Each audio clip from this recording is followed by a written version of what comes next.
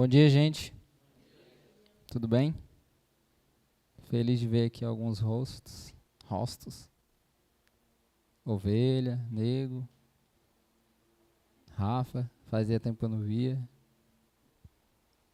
Meu sogro, minha sogra que tá ali, né? Que bom, hoje é um dia difícil, né? Para mim é um dia muito difícil.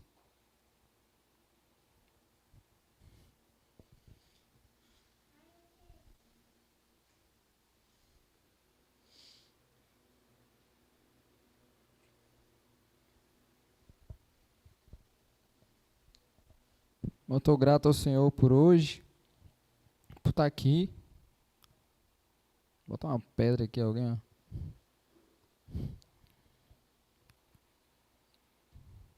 Estar vivendo esse tempo aqui com vocês. Hoje é o nosso último culto aqui, né?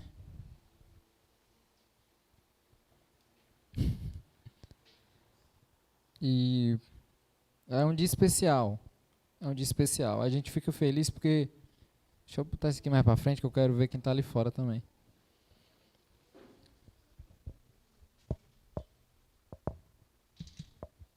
Show.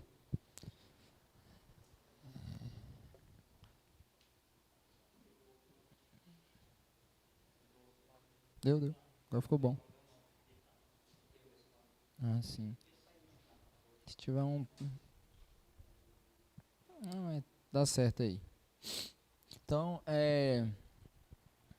hoje, diferentemente dos domingos anteriores, né, que a gente vem falando sobre a série de sermões no Evangelho de Marcos, hoje a gente vai fazer algo diferente, né?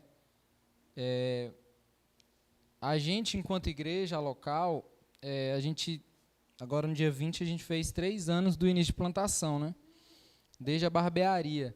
E ao longo desses 3 anos, a gente veio definindo as nossas concepções teológicas, né?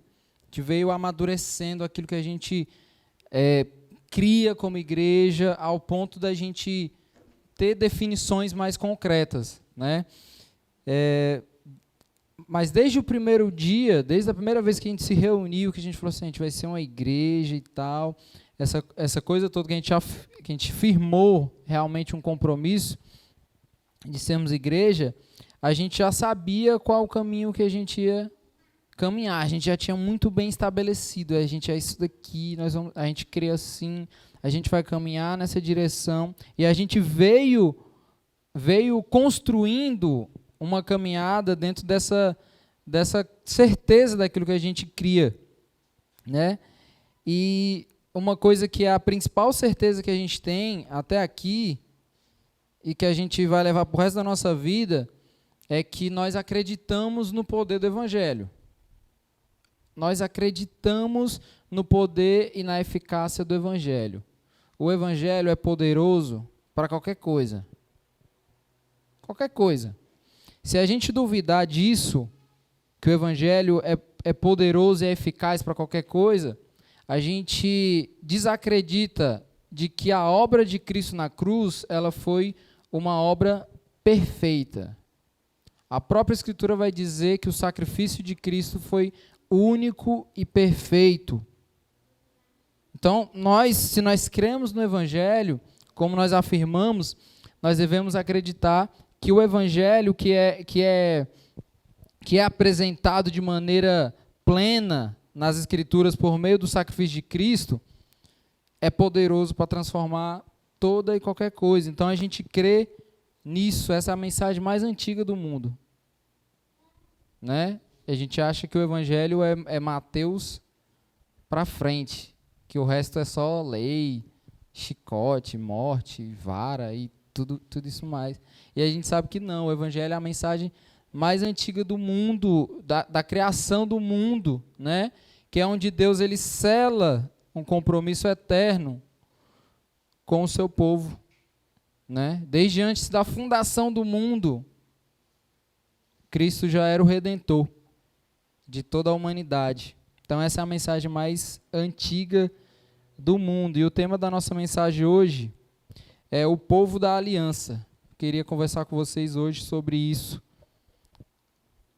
E antes da gente entrar aí no tema, eu queria orar com vocês.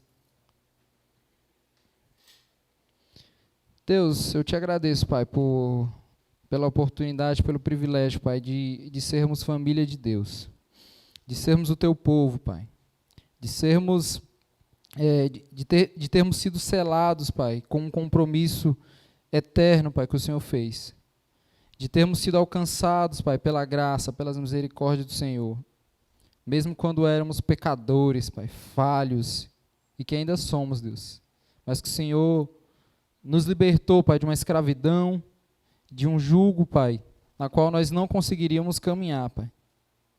Nós te agradecemos, Pai. No nome de Jesus. Amém.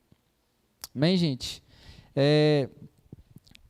A Bíblia, ela narra como uma proposta hermenêutica, que é a forma como nós interpretamos a Bíblia.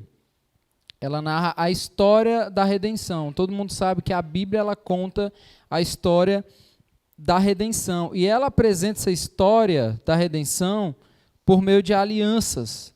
Alianças que são identificadas também, a gente pode chamar de pactos, né? Aliança, pacto tem o mesmo sentido, o mesmo significado ali dentro da interpretação bíblica. E o conceito de pacto talvez seja, para a nossa realidade cultural, né, um conceito difícil de ser entendido como algo positivo. Eu lembro que a gente é basicamente aqui tudo da mesma geração, né? E aí quando a gente era criança, quem nunca ouviu dizer que a Xuxa tinha pacto? Fez um pacto com o demônio e que não sei quem mais fez também, e que o fulano também fez. Então, essa palavra pacto, o conceito de pacto, dentro da nossa realidade, da cultura que nós vivemos, sempre foi entendida para nós como algo negativo. A gente tem dificuldade de entender os pactos, essa palavra, como algo positivo, né? A gente sempre ouviu falar de histórias muito, muito macabras, né, que envolviam pactos. Mas o fato é que, desde o início do mundo, na criação, Deus ele apresenta a ideia de pacto. Deus ele apresenta a ideia de uma aliança.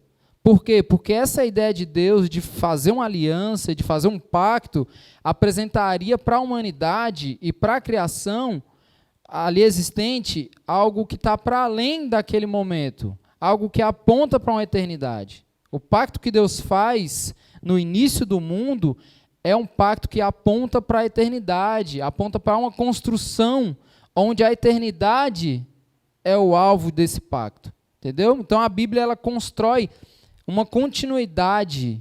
A Bíblia ela vai continuando no nível da revelação da obra da redenção que se cumpre em Cristo. A gente sabe muito bem disso. A Bíblia fala que Deus ele não é homem para que minta e nem filho do homem para que se arrependa. Muito pelo contrário, né?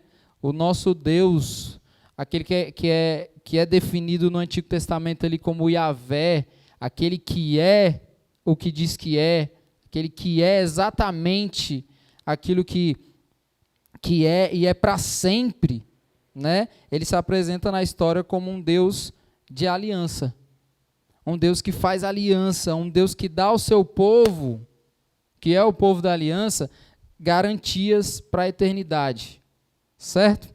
Então, o pacto, de maneira geral, ele traz um sentido bilateral, né? Onde as duas partes do pacto elas são envolvidas com responsabilidades. O pacto que a gente conhece, mais conhecido para a gente, é o casamento.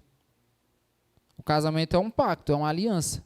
E gera responsabilidade para as duas coisas. Então, tem um sentido bilateral. Não é apenas um lado que funciona, mas são os dois lados. Mas quando a gente trata de um pacto entre Deus e homens, significa dizer que as duas partes elas estão envolvidas ali, mas não existe igualdade entre essas partes. É um pacto, as duas partes estão envolvidas, mas não existe nenhuma igualdade ali. Ou seja, a aliança de Deus com o homem é uma aliança unilateral. mesmo que as duas partes se envolvam. As responsabilidades elas são diferentes. Então, apresenta uma ideia unilateral, né? É um compromisso que é feito a partir da iniciativa de Deus em relação à criação. Quando alguém vai casar, as duas partes entram em acordo. A aliança de Deus com o homem é o compromisso de Deus com a sua criação. É o envolvimento, é a responsabilidade que Deus está atribuindo ali para um relacionamento com a sua criação. Entendeu? Então, o ser humano, dentro dessa ideia, ele apenas recebe a aliança. Ele é apenas um receptor ali da aliança divina, né? Onde não há garantias de negociação de direitos. A pessoa que está sendo atribuída, a pessoa que está sendo alvo dessa aliança, ela não pode garantir nenhum direito. Ela não pode negociar nenhum direito. Por quê? Porque é uma aliança unilateral, onde o interesse dessa aliança é o interesse do próprio Deus. Certo? E a palavra aliança, ou pacto, qualquer uma dessas duas, ela só aparece na Bíblia no capítulo 6 de Gênesis, né? Mas dentro da narrativa ali da criação, né, nos primeiros 2 capítulos de Gênesis, a gente já pode perceber que tem uma direção para uma apresentação de uma aliança. Mesmo que não exista a palavra ali, aliança, pacto ou algo do tipo, a gente pode ver um cenário onde existem elementos e uma realidade de aliança. Uma realidade ali de pacto, porque há uma característica da maneira de como Deus se relaciona e administra ali o seu processo de criação. Deus está administrando tudo que Ele cria. Como que a gente pode perceber isso? O dia só se torna noite porque Deus administra lá no processo da criação. O segundo dia só existe depois do primeiro porque Deus administra. Só pode existir um segundo dia porque Deus assim quis. Porque Deus está administrando um relacionamento que Ele tá tendo ali com a sua criação. Deus ele se relaciona com a sua criação com a propriedade de governo. Deus ele se relaciona como quem está governando, né? E é um direito que Ele tem dele mesmo. Porque ele é o autor da criação. As coisas estão sendo criadas por meio dele, a partir da verbalidade de Deus. É a partir disso daí. Então, isso demonstra que Deus ele sustenta com o seu poder tudo que Ele criou. Certo? Tudo que Ele criou. No capítulo 1 de Gênesis, só beber uma água aqui, né?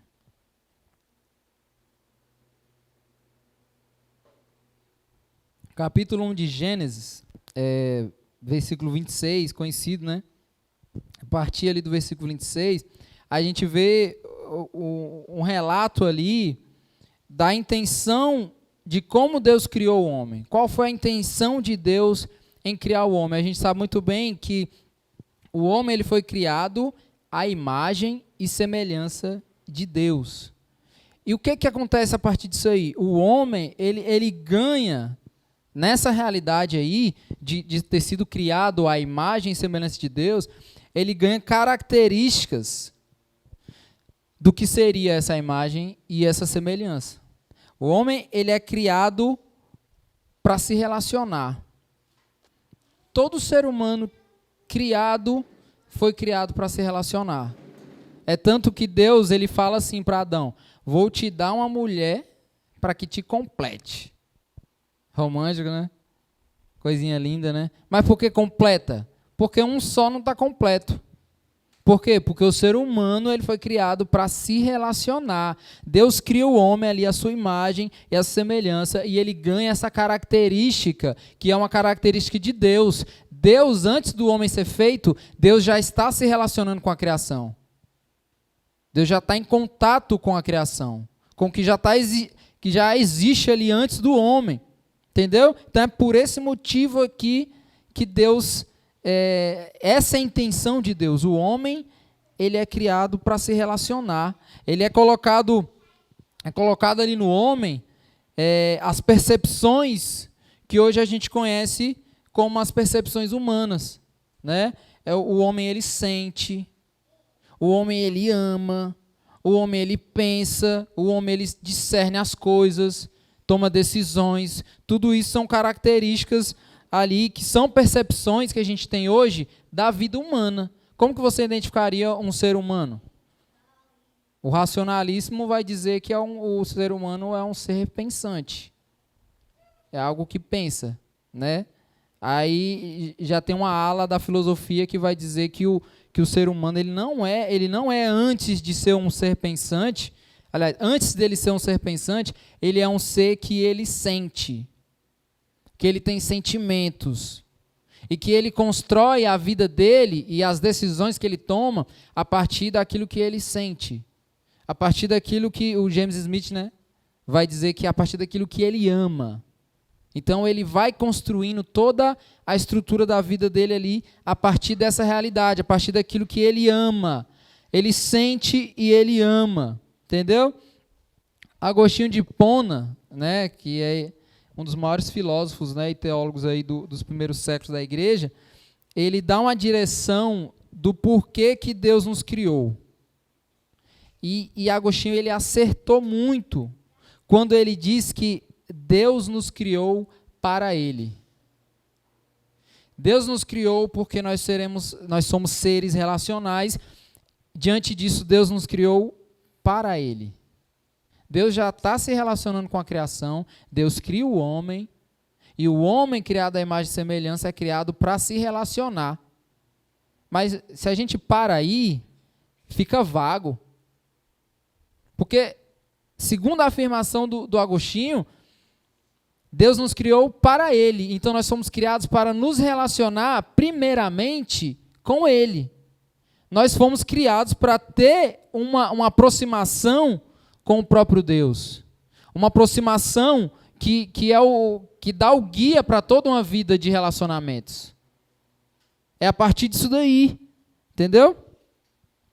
E aí, quando a gente tem acesso a essa ideia, a essa revelação aqui, qual que é a consequência disso? O próprio Agostinho vai dizer que o nosso coração ele não sossega enquanto a gente não repousa nessa realidade. Qual que é a realidade? Fomos criados para Ele.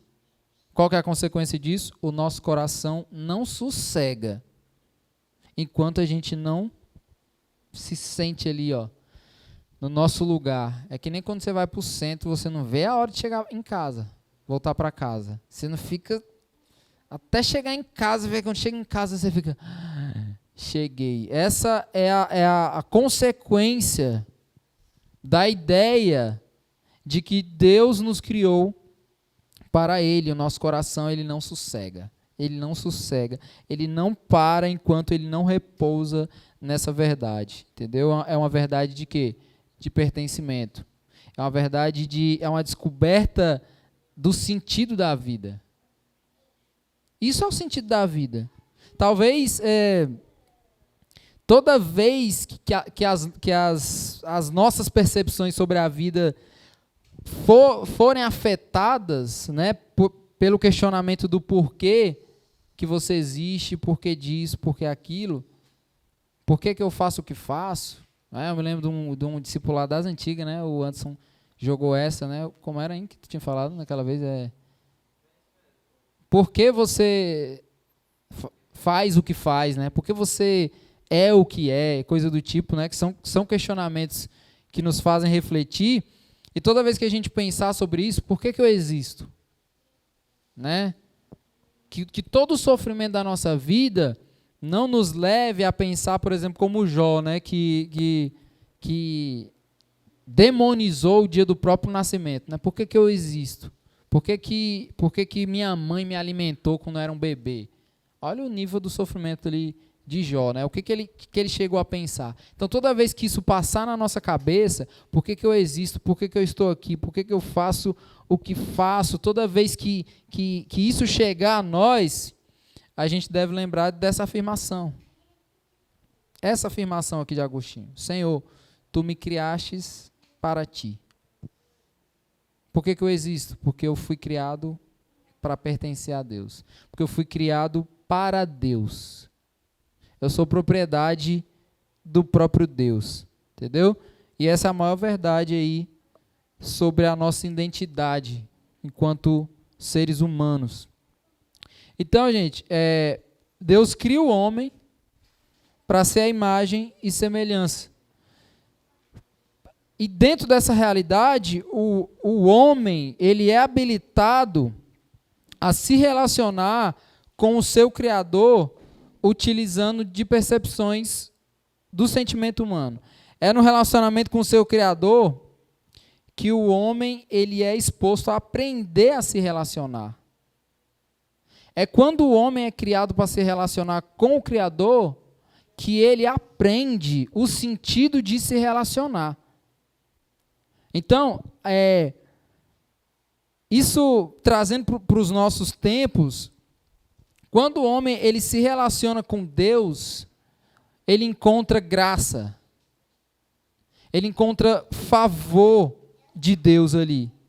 E esse favor que ele encontra de Deus, ele não encontra em lugar nenhum. Ele não encontra em lugar nenhum.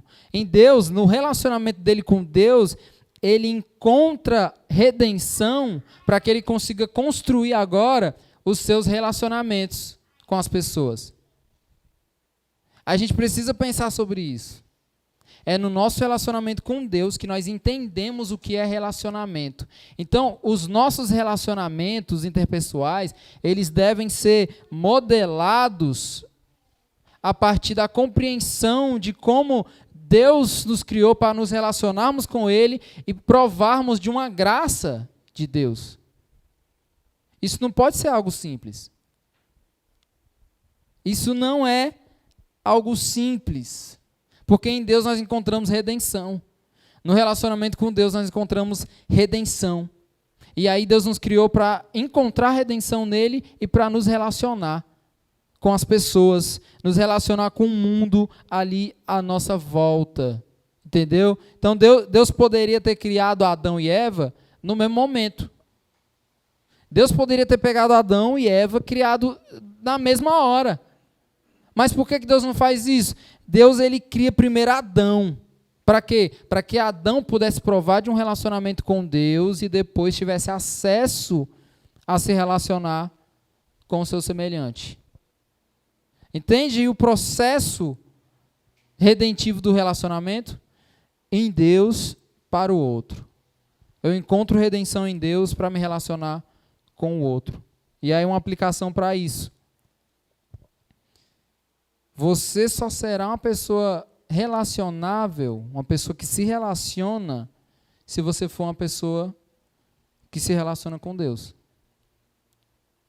Você só vai conseguir se relacionar com qualquer pessoa, ter relacionamentos, ter amizades, fazer vínculos, se você for uma pessoa que se relaciona com Deus.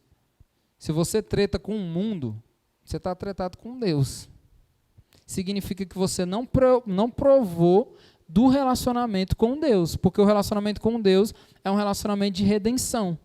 Como é que você pode se relacionar com Deus, provar da graça, que é um constrangimento, na prática? O que é graça? A gente sabe, favor merecido, mas na prática, constrangimento para quem recebe, é ou não é? Você fica constrangido, como assim? Caraca, mas o que foi que eu fiz? Por que eu mereci? Não merece não. É graça. Então não tem como se relacionar com Deus que te constrange no próprio relacionamento e você se relacionar com as pessoas em treta. Está tretado com o mundo, irmão? Está tretado com Deus. Não está se relacionando com Deus. Porque não existe possibilidade de você se relacionar com Deus e não provar da graça de Deus. Não tem como. E você sabe muito bem o que é graça, né? Muito bem. Então, uma aplicação agora para isso. Traga redenção para os seus relacionamentos, certo? Porque você foi criado para se relacionar com Deus e encontrar redenção em Deus. E o que você faz com isso? Guarda no bolso e vai-se embora? Não. Você deve continuar. Então, voltando aqui, Deus ele administra essa história, que é a história da redenção, por meio de pactos, por meio de aliança. E o primeiro pacto, o primeiro momento de pacto que existe é o pacto de obras. É o pacto das obras, né? E eu queria que você acompanhasse comigo aí a leitura do texto de Gênesis, capítulo 2, dos versículos 15 ao 18.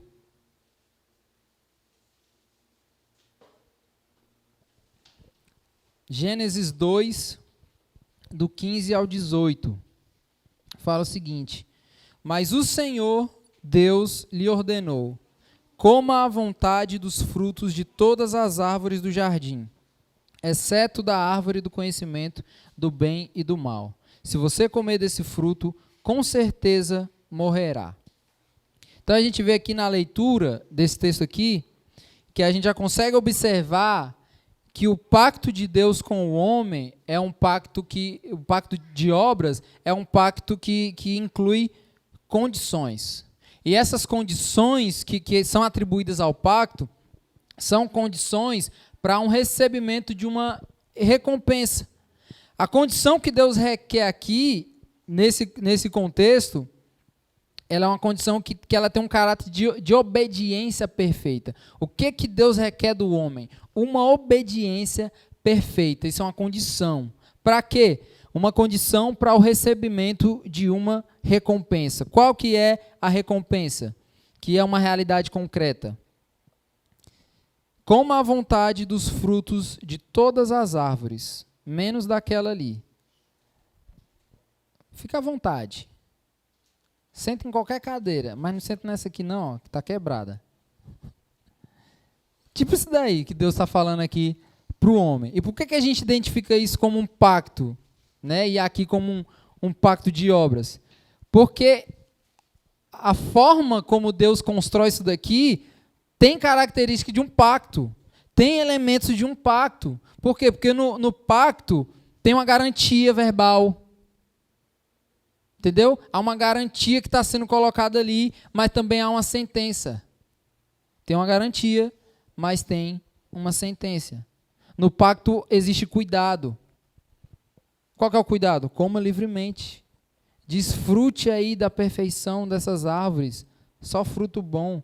Mas aí a quebra desse pacto é a sentença. Por quê? Porque custa a vida.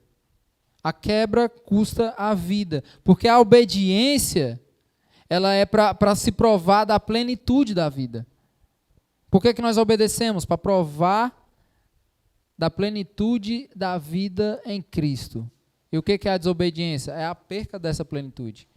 Você não vai ter acesso à plenitude. Você não vai provar nem das nuances. Quanto mais da plenitude ali disso. Então a gente sabe muito bem que Adão, antes da queda, ele era um homem perfeito.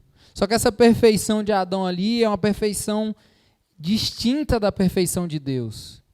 Era perfeito, mas era uma perfeição diferente. Por quê? Porque é uma perfeição que está subordinada à perfeição de Deus. É uma perfeição que se submete à perfeição de Deus. Entendeu? E aí a quebra desse pacto ali muda o status de Adão. Muda. E a gente sabe então que Adão e Eva, lá no capítulo 3 de Gênesis, eles cederam à tentação da serpente, né? E comeram do fruto, justamente o fruto que Deus disse que não era para comer. Então ele quebra o pacto ali que Deus tinha feito com ele. E ainda no capítulo 3, acredito no versículo 15, a gente vê que existe uma sentença para a serpente, né? Por ela ter enganado ali os primeiros seres humanos. Acho que é o 15, fala assim: farei que haja inimizade entre você e a mulher, e entre a sua descendência e o descendente dela. Ele lhe ferirá a cabeça e você lhe ferirá o calcanhar. Então aqui a gente vê aquilo que é chamado de proto-evangelho. A gente já falou disso algumas vezes. Que é a primeira aparição, é a primeira profecia bíblica relacionada a Cristo, né? Que aponta para o evangelho, né? Onde o descendente da mulher ali, Jesus no caso, vai ferir a cabeça da serpente enquanto ela vai ferir o calcanhar, né? Do descendente ali, Jesus, né? Isso se trata claramente da vitória de Jesus sobre Satanás, né? Sobre Satanás, né? A vitória de Jesus que traz redenção para o seu povo. Então a gente vê que pelo primeiro Adão o pecado entrou no mundo, a morte, né? A quebra de um relacionamento perfeito com Deus, né?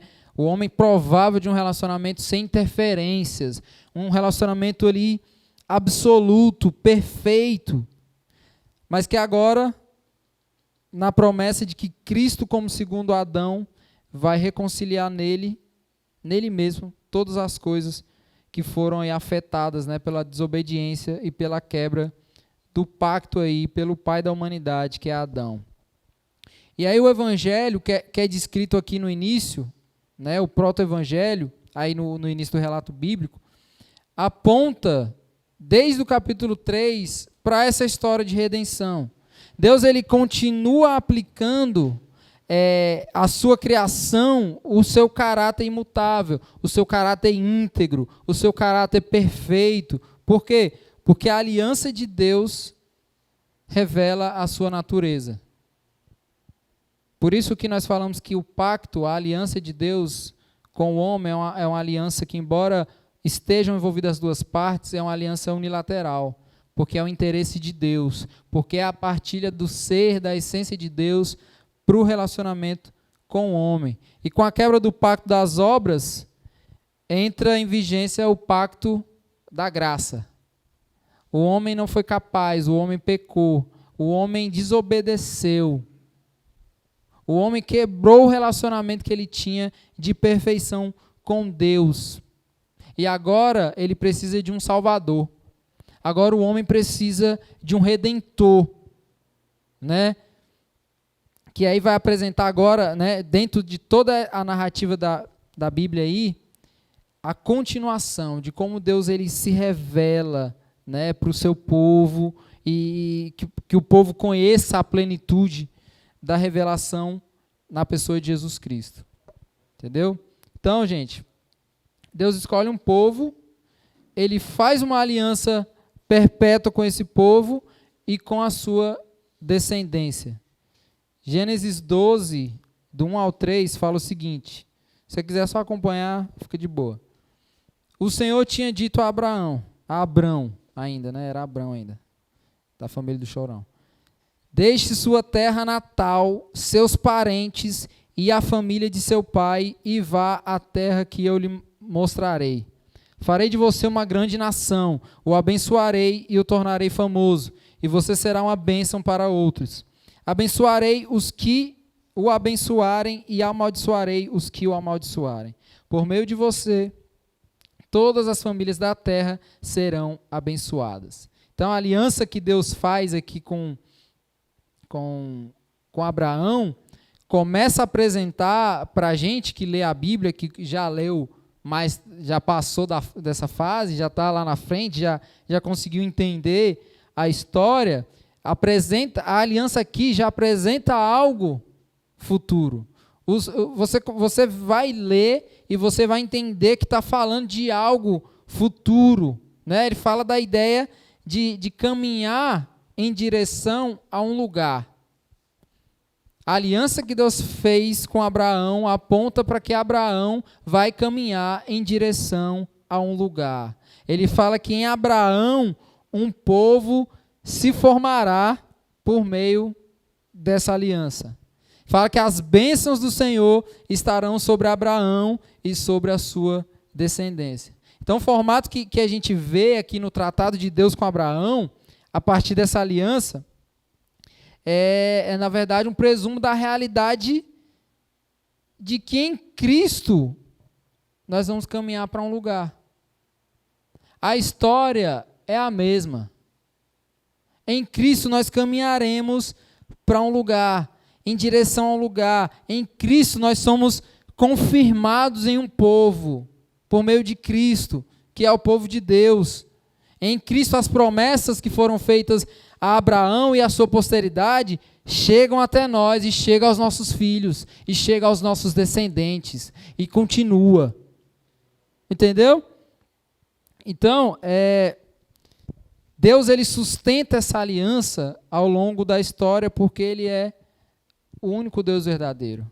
Quando Deus, no primeiro mandamento, requer que uma adoração exclusiva a Ele, é pelo fato de que Ele é o único Deus verdadeiro. Então, a verdade nas palavras de Deus. O que Deus promete, Ele cumpre. O que Deus fala, Ele sustenta pelo poder da sua palavra ali.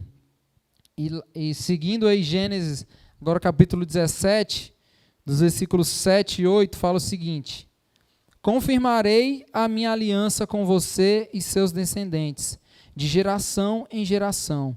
Esta é a aliança sem fim. Serei sempre o seu Deus e o Deus de seus descendentes. Darei a você e a seus descendentes toda a terra de Canaã, onde hoje você vive como estrangeiro. Será propriedade deles para sempre, e eu serei o seu Deus. Então, olha o que o texto diz, que Deus ele confirma a aliança que Ele está fazendo de geração em geração. Essa é uma aliança que não tem fim, é uma aliança eterna. E sabe qual que é a garantia dessa aliança? Eu serei para sempre o seu Deus. Olha a garantia que Deus está dando para quem Ele está fazendo a aliança. Eu serei para sempre o seu Deus, e você será para sempre o meu povo. Você quer garantia melhor do que isso, gente? Para que garantia melhor? Para que realidade melhor do que essa? De que Deus será para sempre o nosso Deus e que nós seremos para sempre o povo dele. Não tem nada melhor. Isso é muito lindo, gente. Isso é muito lindo. A aliança ela dá uma garantia de pertencer a esse Deus da aliança eternamente. Um único povo eternamente. Nós somos esse povo que pertencemos ao Deus que nos criou para nos relacionarmos com Ele. E para encontrarmos favor, encontrarmos graça no relacionamento com Ele. E dos versículos 9 a 14, ainda aqui do capítulo 17, Deus ele dá um sinal para essa aliança.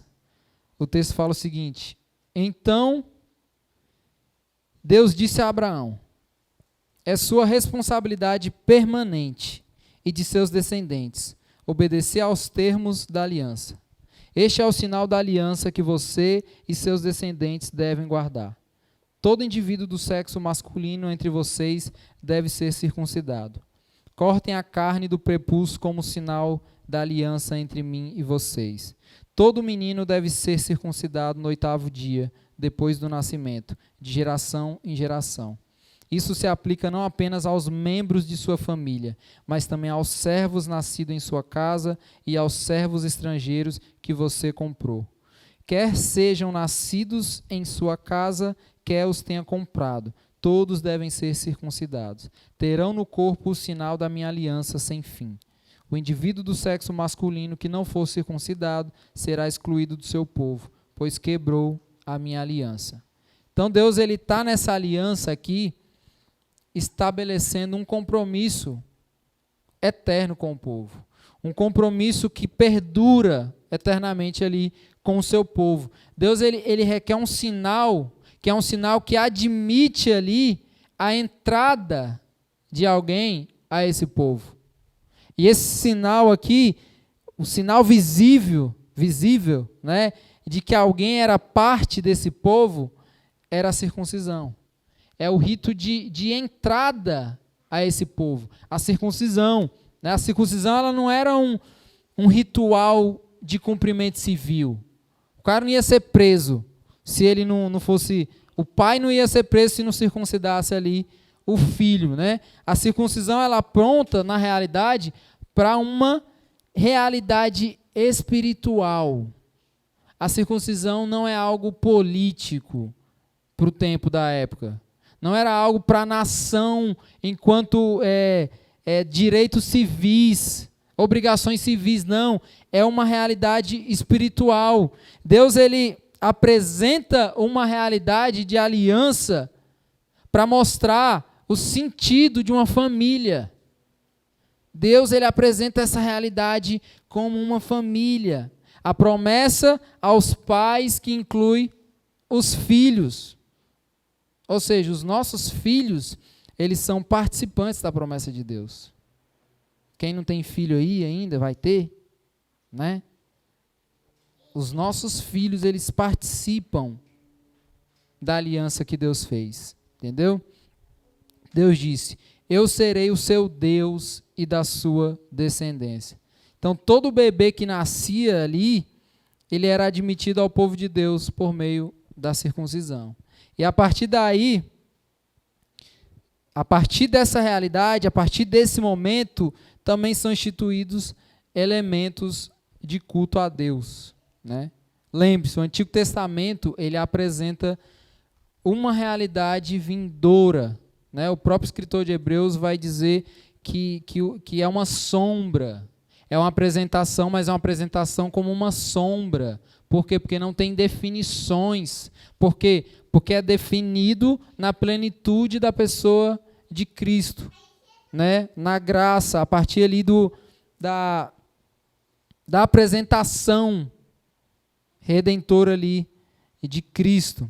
Entendeu?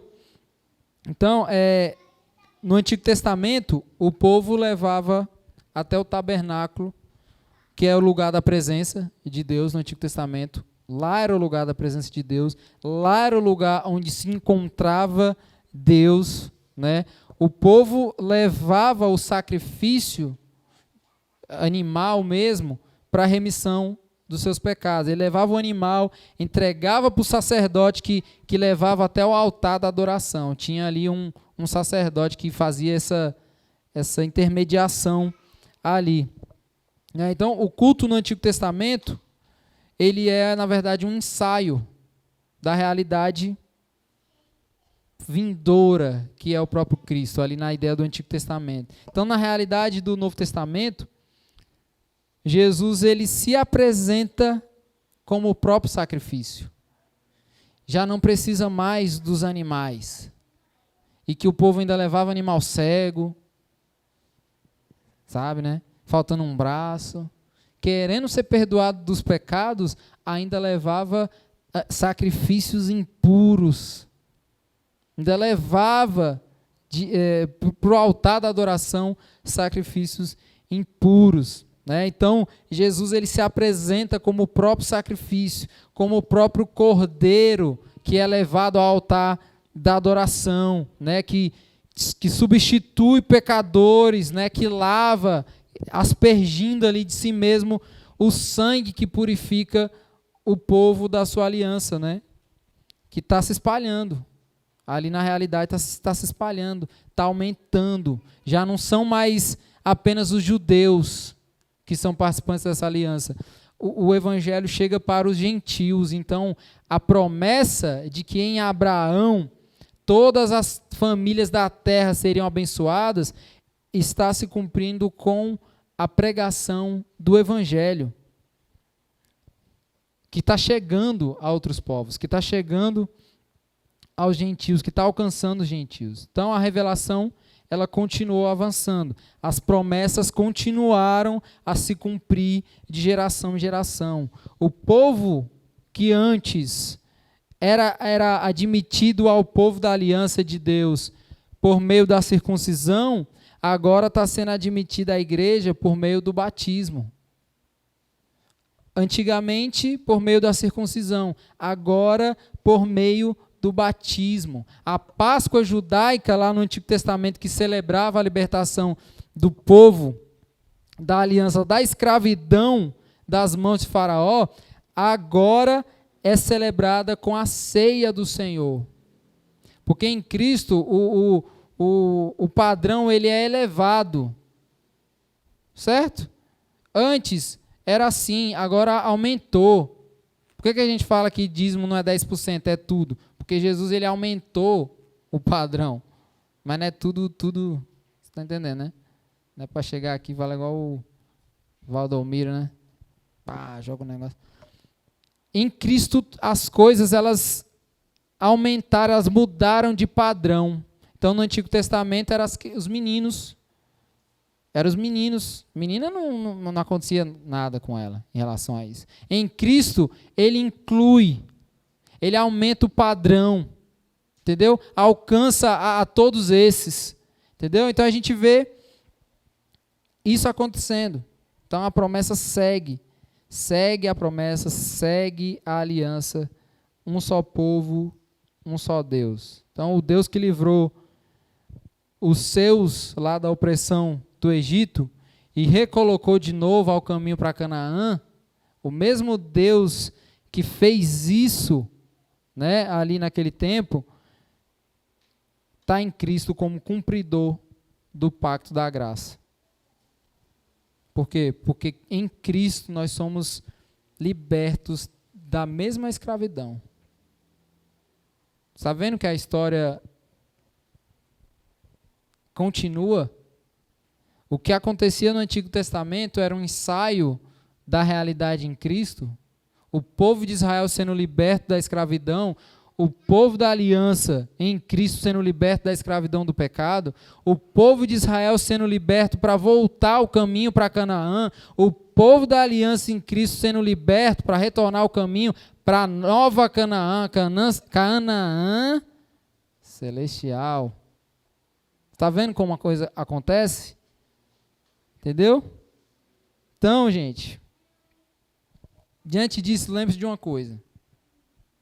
Nós somos o povo da aliança de Deus. Nós somos esse povo. João vai dizer que ninguém, sabe o que é ninguém? Ninguém arrebata as ovelhas da mão do bom pastor. Ninguém. Por quê? Porque nós somos o povo da aliança, de um Deus, daquele Deus que garantiu, eu serei o seu Deus eternamente, e vocês serão o meu povo eternamente. Essa é a realidade da nossa vida enquanto povo de Deus. Enquanto povo de Deus, ninguém arrebata as ovelhas da mão do bom pastor. Porque nós fomos selados com o sangue daquele que cumpre a aliança.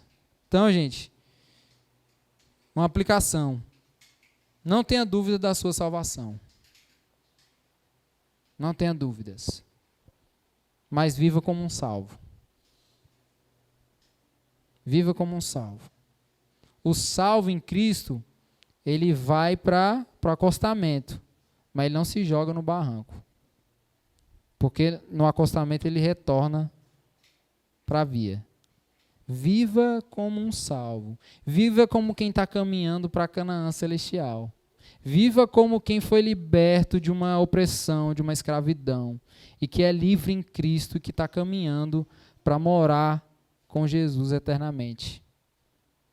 E para provar da realidade dessa aliança que Deus fez. Amém? Eu queria que você ficasse de pé.